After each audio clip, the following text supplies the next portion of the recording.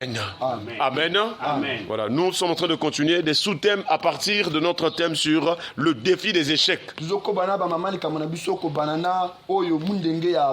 Nous avons dit que tu ne dois pas accepter les échecs. Mais l'échec, c'est une condition où le diable place une personne. En lui faisant croire qu'en tout cas, vraiment, il est incapable, rien ne pourra marcher dans sa vie.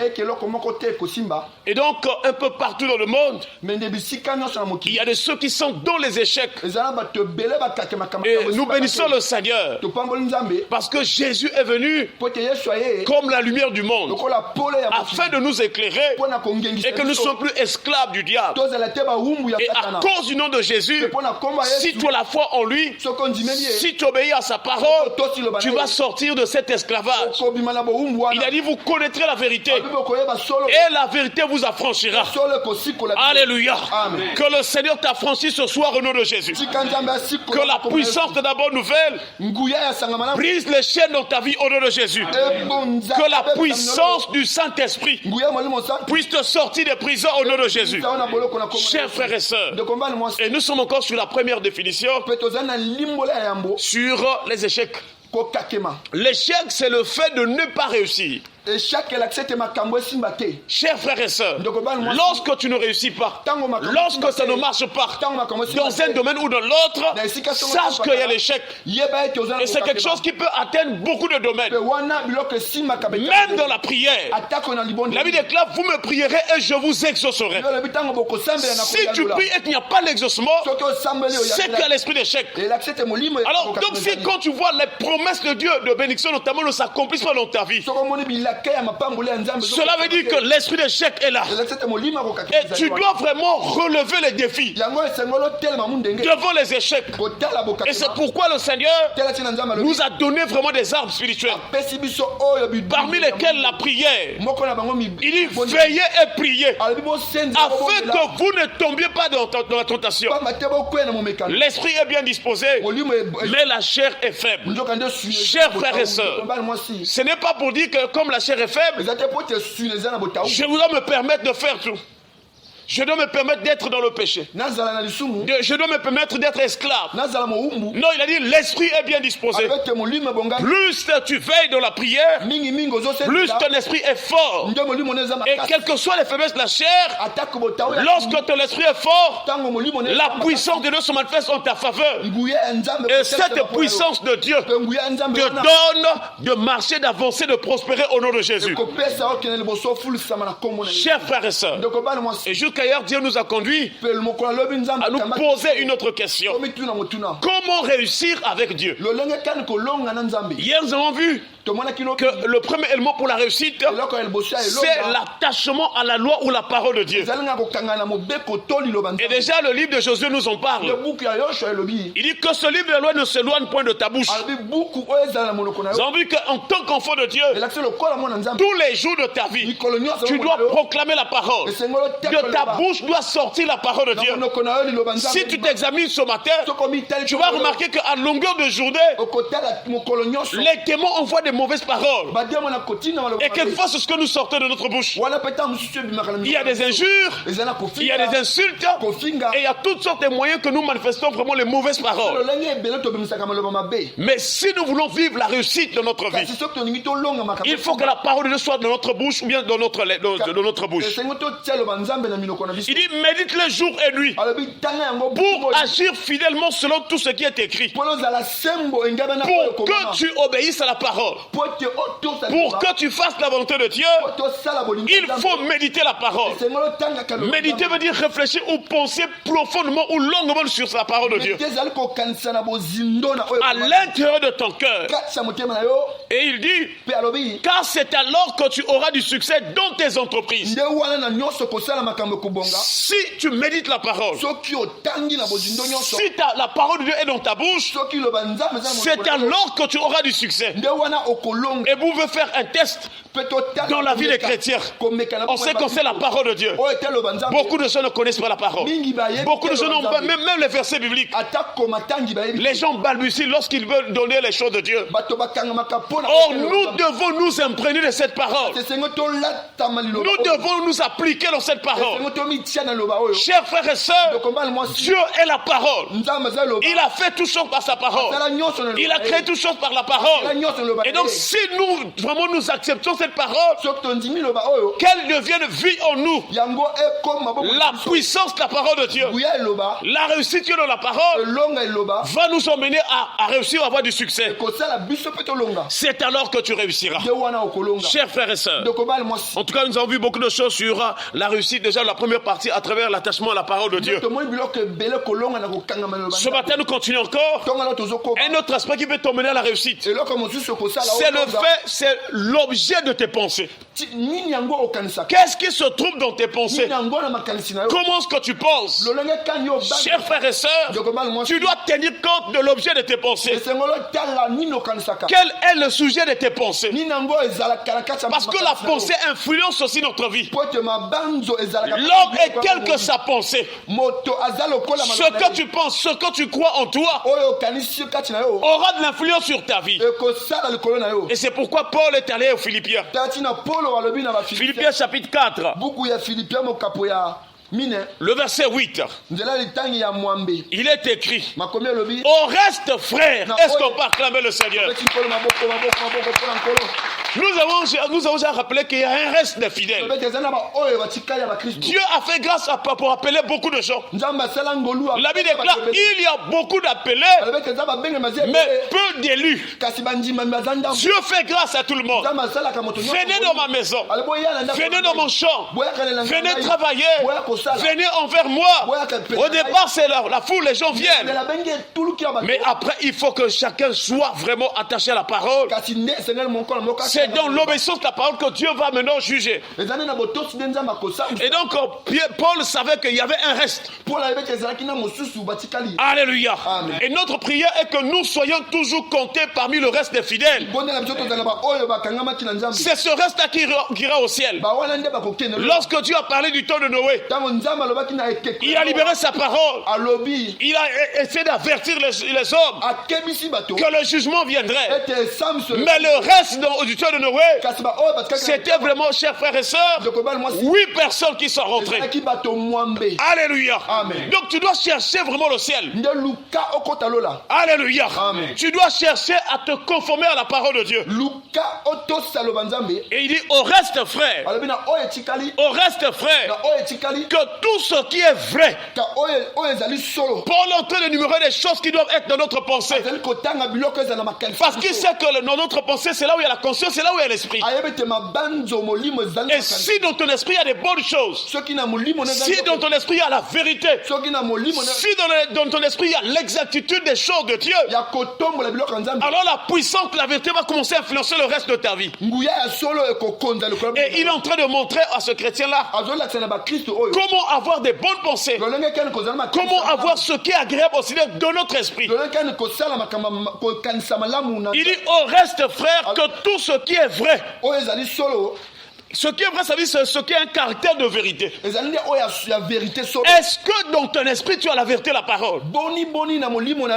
Qu'est-ce qui se passe? Quelles sont les pensées qui tournent en toi? Quelles sont les pensées dans ta conscience?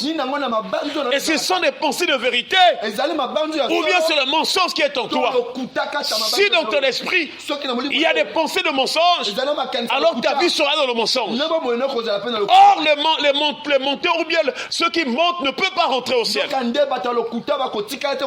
Ce jour-là, on chassera tous les menteurs. Alléluia. Amen. Que Dieu nous délivre du mensonge au nom de Jésus. Paul a dit aux Éphésiens que nous puissions renoncer au mensonge et que chacun nous parle selon la vérité à son frère ou à son prochain. Tous les jours de ta vie, c'est un combat. Le diable veut te pousser au mensonge. Toi, tu dois dire non au mensonge. Tu dois parler selon la vérité. vérité, voilà à quel moment la réussite viendra. Il dit que tout ce qui est vrai, tout ce qui est honorable, chers frères et sœurs, Paul est en train de montrer les choses qui doivent être dans notre esprit, en dehors de la vérité qui doit être là. Nous devons vraiment avoir ce qui mérite d'être honoré, ce qui est digne, ce qui est respectable, ce qui est honnête. Nous devons avoir l'honnêteté de notre vie. Nous devons être des personnes, des hommes honnêtes. Chers frères et sœurs, et c'est ce que Paul a dit aux chrétiens de Thessalonique.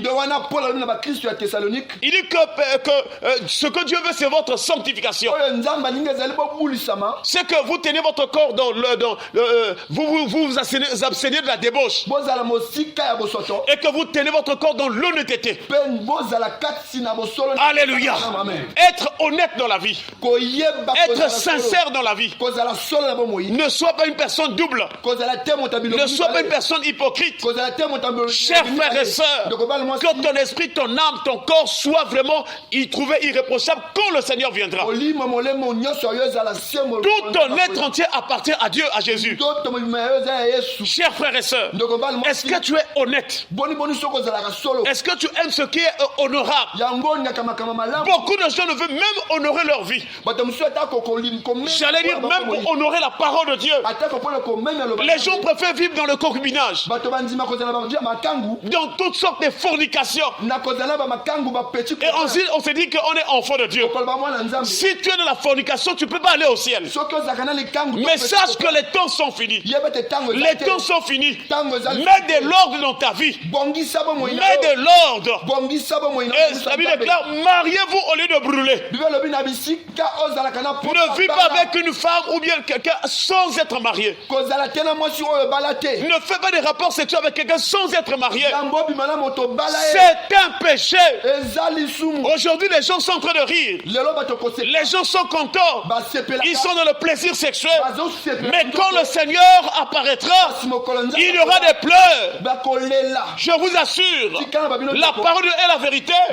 Fais attention, chers frères et sœurs. Le péché te donne un goût aujourd'hui, mais après, quelle sera la conséquence? Alléluia. Ce jour-là, avant que Caïn ne pêche, il s'était irrité. Il s'est mis en colère contre son frère Abel, alors que ce n'était pas la faute à Abel. Dieu est souverain. Alléluia. Dieu est souverain. Il peut te donner aujourd'hui et alors il ne va pas donner, mais Dieu reste Dieu. Est-ce qu'on peut acclamer le Seigneur? On ne doit ni accuser Dieu ni le maudire, parce que lui il reste Dieu. Tout ce qu'il fait est comment? Très bon. Alléluia. Il ne faut pas le dire, oh non, Dieu n'est pas bien. Non, regarde bien ta vie, c'est toi qui n'es pas bien. Parce que Dieu reste fidèle.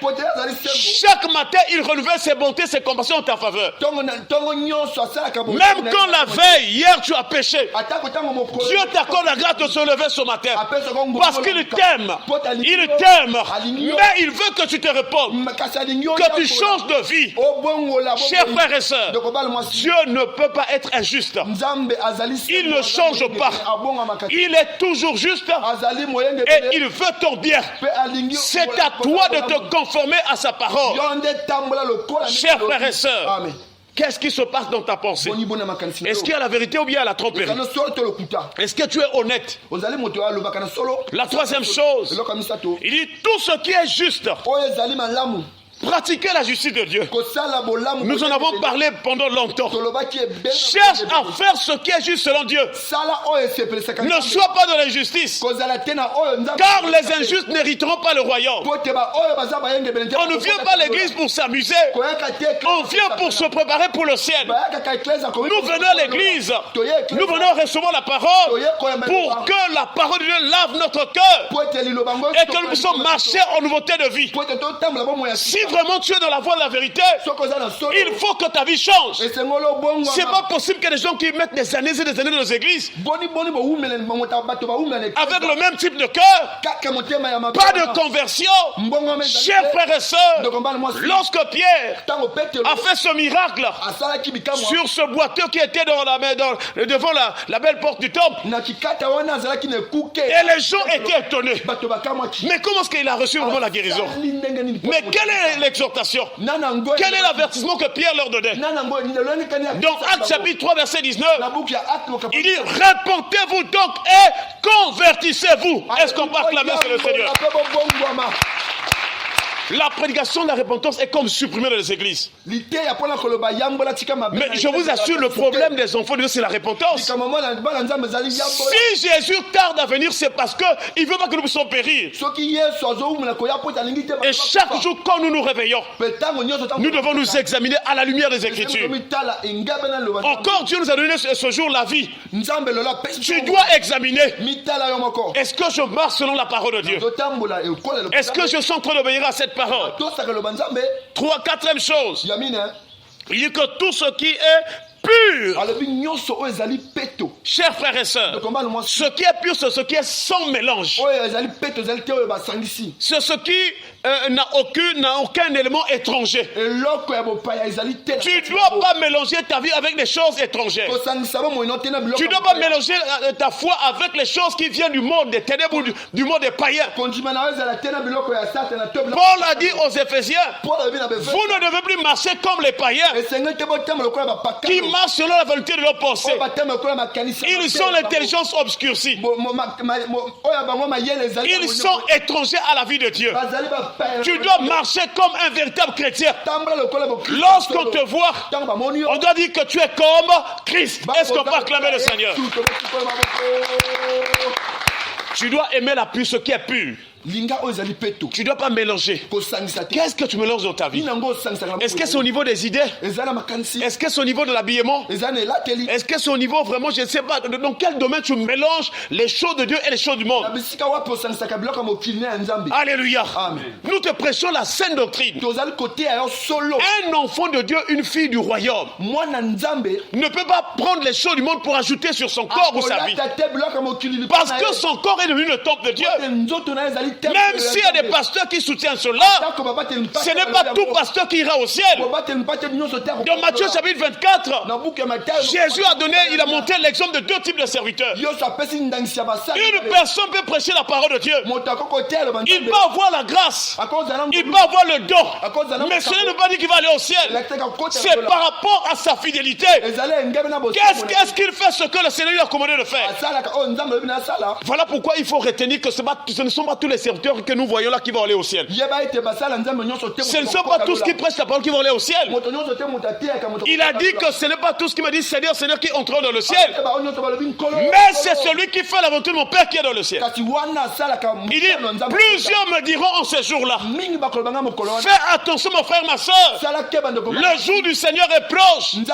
Plusieurs me diront en ces jours-là, n'avons-nous pas chassé les démons? N'avons-nous pas fait beaucoup de miracles? N'avons-nous pas prophétisé? Ils avaient des dons, mais à cause de l'iniquité, ils ne sont pas entrés. Est-ce qu'on peut acclamer le Seigneur? Le signe que tu es un véritable enfant de Dieu dans la vraie voie. Tu dois avoir la crainte de Dieu. Tu dois t'éloigner du péché. Tu ne dois pas être dans la corruption, de la fraude. À cause d'un gain sordide, à cause de l'argent, tu es en train de monnayer ta foi. Tu es en train de ternir l'image de ta chrétienté. Tu es en train de trahir l'alliance avec Dieu. Chers frères et sœurs, beaucoup de gens sont en train de fêter aujourd'hui, mais ils vont crier en enfer. L'enfer est réel parce que la personne de Dieu qui enseigne ces choses, c'est lui qui est le maître du ciel et de la terre. Alléluia. Mais nous sommes heureux parce que Dieu est en train de nous avertir. Pendant que tu écoutes cette parole, Dieu t'avertit, il t'interpelle afin que tu prennes conscience et que tu abandonnes la mauvaise voie. La Bible déclare, si nous disons que nous n'avons pas de péché, nous nous séduisons nous-mêmes. Nous nous séduisons nous-mêmes. Et en ce moment-là, chers frères et sœurs, si la séduction est en toi, ça sera compliqué. La séduction conduit à la perdition. Et l'apôtre Jean dit, il dit, si nous confessons nos péchés, il est fidèle et juste pour nous les pardonner. Dieu est toujours fidèle, mais il attend ton cœur. Est-ce que ton corps va confesser le péché? Ici, il ne s'agit pas de citer son bon Seigneur. Pardonne-moi parce que j'ai péché. Après demain, tu reviens encore sur le même péché. Seigneur, pardonne-moi parce que j'ai péché. Demain encore, tu reviens. Non. La vraie repentance doit aller jusqu'à l'abandon total de ce péché-là. Il faut que tu abandonnes. Il faut que tu vois que hier j'étais telle personne, mais aujourd'hui j'ai abandonné. Alléluia. Amen. Je vous assure, je vous en supplie, chers frères et sœurs, les temps sont finis. Beaucoup vont griller en enfer, mais nous avons le temps maintenant. Quand la Bible dit le temps là, c'est aujourd'hui. Si vous entendez sa voix, n'endurcissez pas votre cœur. Chaque minute que tu écoutes la parole de Dieu, c'est un temps de décision.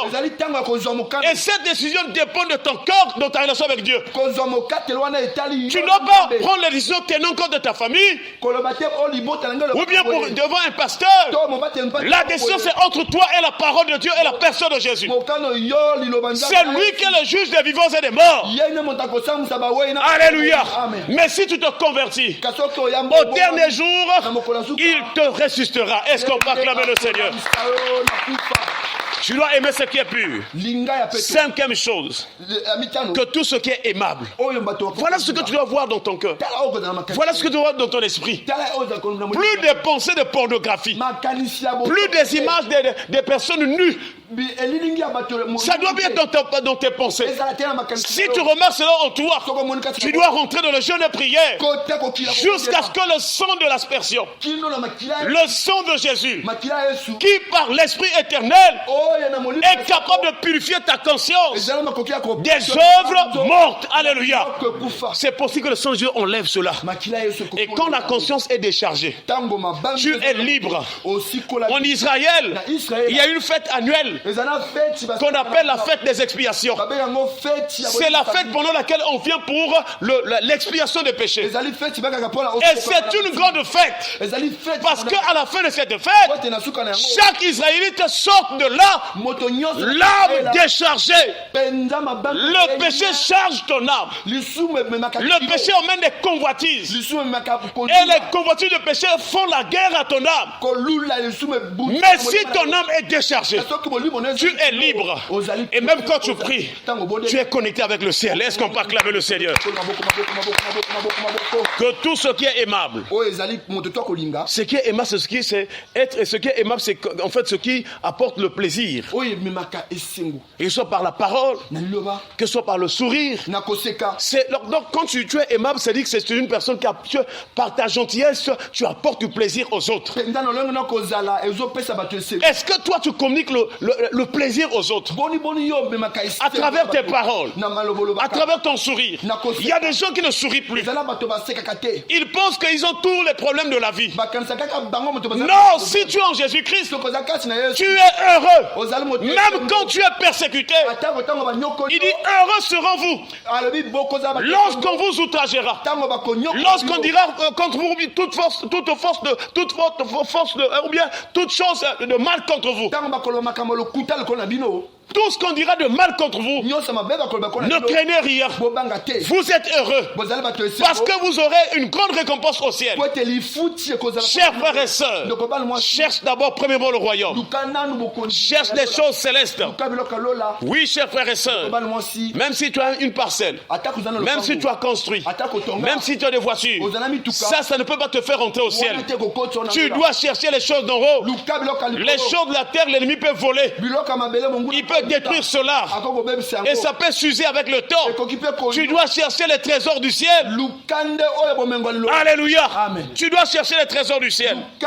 Et Dieu veut que notre cœur, nos pensées soient remplis de plaisir, de joie pour communiquer cela aux autres. Chers frères et sœurs, tu dois être une personne qui va aimer tout ce qui est aimable. Alléluia. Amen. Alléluia. Amen. Ne sois pas une personne qui est toujours dans la colère, Ne sois pas une personne qui insulte les gens. Les injures sont des malédictions. Quand tu insultes une personne, tu as maudit cette personne. Or, Dieu a dit dans sa parole, je maudirai celui qui te maudira. Donc, si tu maudis une personne, si cette personne est en alliance avec Dieu, si cette personne est fils d'Abraham, cette malédiction revient sur toi-même. Chers frères et sœurs, la cinquième chose, tout ce qui mérite l'approbation. L'approbation ici, c'est le consentement. C'est le témoignage d'estime, de satisfaction. Donc tu dois aimer ce qui apporte un bon témoignage qui va satisfaire les autres. Alléluia. Amen. Dans ta vie, donc, quand on te voit, les gens doivent être contents de toi. Mais ce n'est pas toujours des bizarreries ou bien des choses vraiment impures, des choses, je ne sais pas, viles.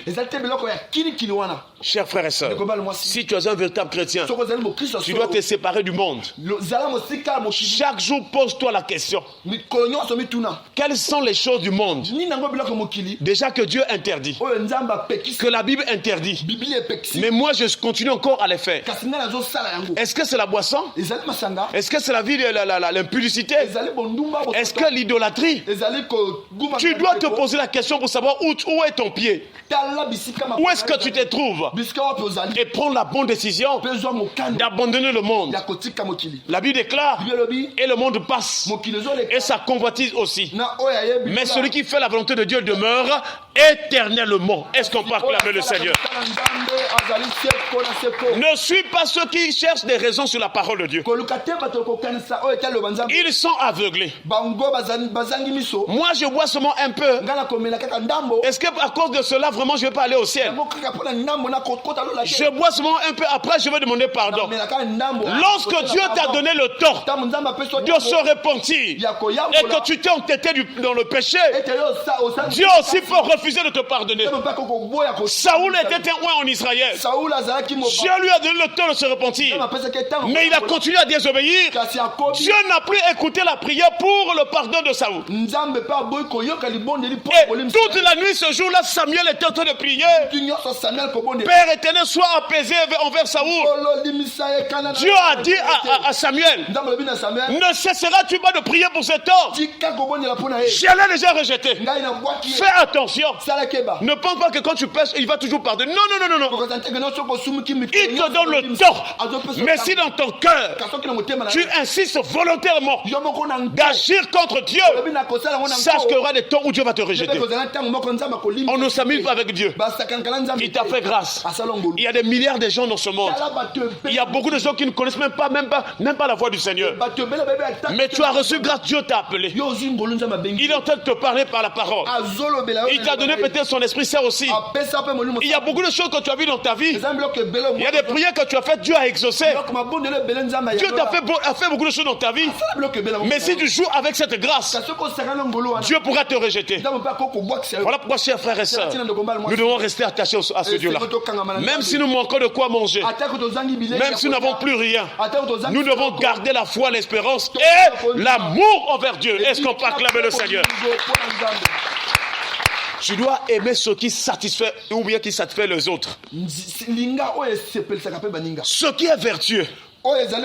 Chers frères et sœurs, c'est ce que nous avons dit, que tu dois être honnête. Ce qui est vertueux, c'est ce qui est chaste.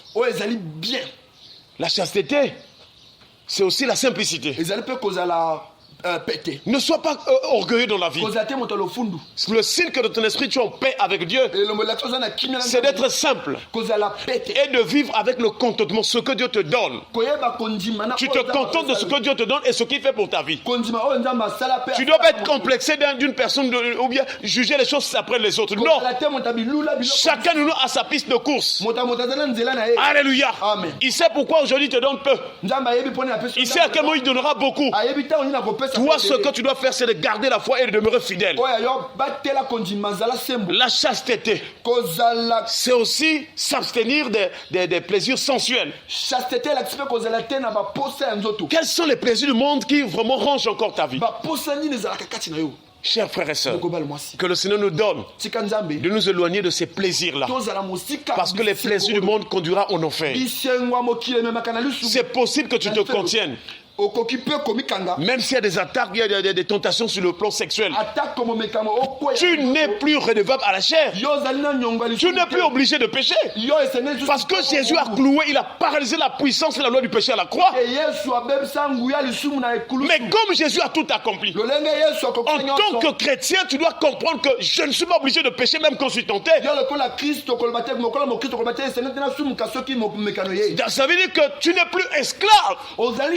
Où le péché, la puissance du péché t'oblige à toujours, ou bien tu es condamné toujours à pécher. Non. La tentation sera là. Mais Dieu te donnera les moyens d'en sortir vainqueur. Est-ce qu'on peut acclamer le Seigneur? Enlève dans tes pensées l'idée que non, vraiment, vous savez que la chair est faible, je ne peux pas. Non. Si tu peux connaître les effets du péché. Chers frères et sœurs, tu ne vas plus jouer avec le péché. Il y a des gens ici qui, de toute leur vie, ils n'ont plus réussi. Mais il avait péché une fois, peut-être avec quelqu'un, ou bien il avait fait quelque chose qui n'a pas plu au Seigneur. Et puis voilà, jusqu'à aujourd'hui. Ne joue pas avec le péché.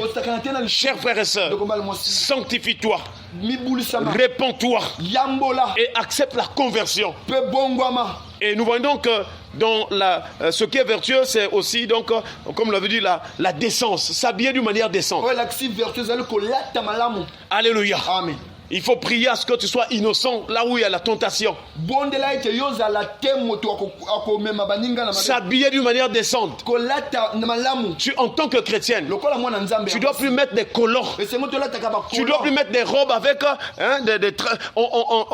on appelle ça entre guillemets dans nos langues vernaculaires bassoulage. C'est une robe, mais quand tu fais le passoulage, tu marches comme ça, la cuisse se fait voir. Non! Tes cuisses, tes mollets, on ne doit plus les voir. Parce que tu dois les couvrir, ton corps est le temple de Dieu. Des habits où le soutien se fait voir. Non, chers frères et sœurs. Et nous aussi, les hommes, des habits serrés ou vraiment, je ne sais pas, des body. Non, chers frères et sœurs. Nous devons nous habiller de manière décente. Et rien qu'à ce niveau-là, vous allez voir que beaucoup de chrétiens, même des pasteurs, sont encore de ces choses-là. En se cachant derrière peut-être la mode ou bien pour dire que non, chers frères et sœurs. Jean-Baptiste est venu préparer le chemin du Seigneur. Il ne s'habillait pas comme les rois. Alléluia. Amen. Tu dois t'habiller de la manière qui plaise au Seigneur. Même si c'est une longue robe.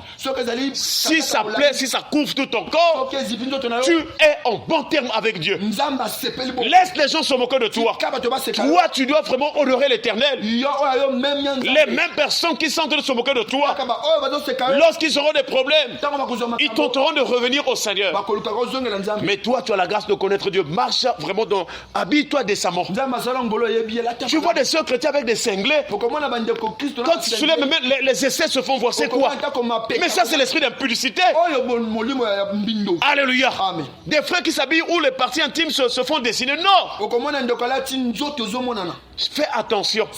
Les fils du secrétaire Élie, Ophni et Phiné, Dieu les a détruits comme ça là. Parce qu'ils faisaient pécher le peuple de Dieu. Tu es chrétien, tu as l'église. Mais tu as des copains, tu as des copains. Alors, les hommes faibles qui arrivent à l'église, ils vont, mais la soeur là, je l'ai trouvée à l'église. C'est une ancienne, mais elle a des copains. Donc moi aussi, même si je me suis fait baptiser, je peux avoir des copains. Et toi, tu deviens une occasion de chute pour les autres. Tu dois marcher d'une manière digne du Seigneur Jésus. Tu dois faire ce qui est juste et droit devant le Seigneur. Tu dois être un modèle pour les fidèles. Est-ce qu'on peut acclamer le Seigneur? Il faut que les gens suivent ton modèle parce que tu marches dans la droiture, la simplicité. Ne sois pas un religieux. Ne sois pas une personne qui fréquente l'église pour ne pas changer. Non. Le but pour lequel nous venons pour écouter la parole, c'est que cette parole lave notre cœur là où nous avons encore des péchés. Et Christ est en train de préparer l'église en la lavant par l'eau de la parole. Afin que cette église paraisse devant lui sans tache, ni ride, ni rien de semblable. Alléluia. Chers frères et sœurs, pour terminer, il y a ce qui est digne de louange. Ici, ce qui est digne de louange, c'est l'image aussi des compliments. Des paroles de politesse. Pour faire honneur. Est-ce que toi tu respectes les gens? Vraiment dans les églises de réveil, il y a beaucoup d'erreurs qui se passent. On ne peut plus appeler une grande personne maman. Oh non, nous sommes des frères et sœurs en Christ. Oh, mais c'est une maman, tu dois la respecter comme une mère. Dans 1 Timothée chapitre 5, c'est ce que la Bible déclare. Quand tu parleras à des vieilles personnes, regarde, tu dois les considérer comme des pères, comme des mères. Et aux jeunes comme des frères et sœurs. Tu dois respecter les gens. C'est pas parce que tu as la connaissance de la Bible que tu vas te permettre de tout faire. Non. Le signe que tu es un véritable chrétien, tu dois avoir du respect. Alléluia. Nous aussi, les grandes personnes, nous devons respecter les jeunes. Alléluia. Chers frères et sœurs, nous devons avoir la politesse vis-à-vis des autres. Nous devons savoir féliciter quand ça marche. Est-ce que quand les autres témoignent, tu es content? Le signe que tu es libéré dans tes pensées. Le signe que tu es en bon terme avec Dieu. Le signe qui va te conduire à réussir, c'est de féliciter les autres. C'est d'être content quand les autres avancent. Et ça te fera réussir. Mais si tu as la haine, tu as la jalousie, tu es là pour vouloir attaquer les gens dans l'église, toi-même tu vas aller en enfer. Et ta vie ne changera pas. Les autres qui viennent derrière toi, ils vont se marier en l'air de l'avant. Comme tu es en train de faire ce qui est du diable, alors sache que tu n'avanceras pas. Et on par-dessus tout, il y a un jugement qui viendra sur toi. Tu peux vite mourir. Parce que quand tu viens pour attaquer l'église du Seigneur, que ce soit à l'intérieur ou à l'extérieur, Dieu finira par pour te frapper. Et tu ne sauras pas à quel moment les frappes d'éternel pourra t'atteindre. Voilà pourquoi chaque jour, lorsque nous venons sa présence, tu ne viens pas pour les hommes. Tu viens d'abord pour ta relation avec Dieu. Tu viens pour que ça change. Tu viens pour devenir une nouvelle créature. Tu viens pour changer. Afin que vraiment dans cette nouvelle vie, qu'il y ait des témoignages dans ta vie. Alléluia. La Bible déclare il n'y a rien de caché qui ne doit être découvert. Ni de secret qui ne doit être connu. Quel que soit ce que tu fais, quel que soit le nombre de totems que tu peux avoir, là où il y a la vérité, la parole, Dieu mettra à nu. Est-ce qu'on peut acclamer le Seigneur? C'est ce que le diable fait. Il te montre que non, on ne te voit pas, on ne peut pas te voir, tu es fort. On te voit. Alléluia. Parce que la lumière, si tu rentres de la chambre avec la lumière, là où il y a des cafards, tu verras les cafards. C'est ça. Mais les cafards sont dans les ténèbres. Les souris travaillent dans les ténèbres. Dès que tu allumes la lumière là, allez. Ils seront mis à nu. C'est comme ça. Mais non, notre lumière, c'est la parole de Dieu. C'est la présence de Dieu. Lorsque nous rentrons la présence de Dieu, Dieu montre. Même si le pasteur ne voit pas, Dieu peut montrer à un frère qui est derrière. Alléluia. Voilà pourquoi, chers frères et sœurs, nous ne pouvons pas te condamner, mais nous te montrons la parole de Dieu. Il y a des gens qui étaient comme toi, mais aujourd'hui qui ont abandonné ces choses-là pour vivre une vie meilleure en Jésus. Parce que la vie des ténèbres, c'est de l'esclavage. Et tu vois, quand le pasteur reçoit, frère, est-ce que qu'est-ce qui ne va pas? Oh non, je ne connais pas ma vie. Mais tu connais. Comment tu dis que tu ne connais pas? Puisque les fruits qui sont en train de se manifester en toi, ce sont les fruits du péché, ce sont les fruits de la sorcellerie, ainsi de suite. Comment tu ne connais pas? Tu ne peux pas embrouiller le pasteur. Tu es en train de te couvrir toi-même pour s'endurcir davantage. Faisons un effort, chers frères et sœurs, pour que nous sortions de toutes ces mauvaises choses. Dieu nous aime d'un amour infini.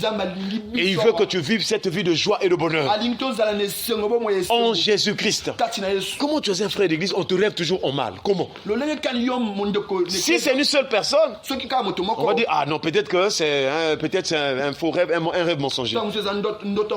Mais si les anciens te rêvent, les nouveaux qui arrivent te rêvent, c'est qu'il y a quelque chose qui ne va pas.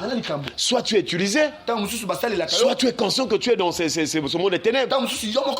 Mais Dieu t'a fait grâce de venir à l'église. Et du moins ici, nous prêchons quand même la vérité. Tu dois saisir cette occasion pour rentrer dans des programmes de jeûne et prière. En reconnaissant devant le Seigneur, Seigneur, je suis ceci, je fais telle chose. Mais je ne veux pas cette vie, Seigneur. Sauve mon âme. Sauve ma vie. Vous verrez que le Seigneur va vous délivrer. Et voilà pourquoi vous allez voir dans les grandes églises, les religions, les catholiques, il y a des gens qui sont là des 50 ans, 40 ans, ils ne changent pas. Il est dans les ténèbres. Et il pense qu'il va aller au ciel. C'est impossible. C'est impossible.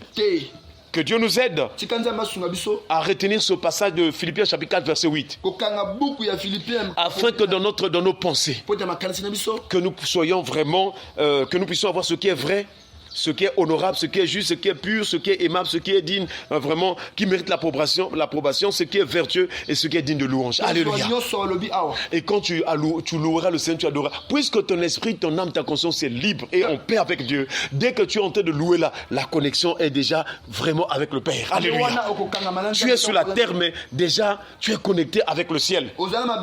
Mais s'il y a des ténèbres dans ta vie, même si tu cries il n'y aura rien parce qu'il y a des ténèbres. Voilà, chers frères et sœurs, donne-toi tout entier à Dieu. Abandonne ton cœur et Dieu te fera du bien. Alléluia. Amen. Que Dieu nous bénisse, que Dieu nous garde, que Dieu nous protège et qu'il nous donne cette année de réussir. En tout cas, nous voulons que dans cette église, ou du moins pour ceux qui se retrouvent là, que nous puissions témoigner. Que chacun de nous cette année témoigne de quelque chose de nouveau.